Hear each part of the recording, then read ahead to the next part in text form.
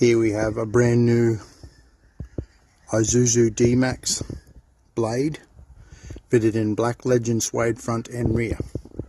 So we'll start with the front pair. We have separate headrests. Custom has option blade embroidery for that extra bespoke touch.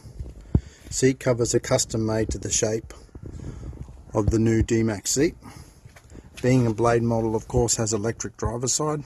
Controls left open with our seat covers fitted. You have a bonus console top. Airbag provision on the door sides of both backrests. Airbag provision on the inside of the driver's backrest as well. We have option open map pockets on the front seat, but you can also have a full back covering the maps if you choose. Then we move on to the rear seat. 3 separate headrests. Center armrest with drink holder left open.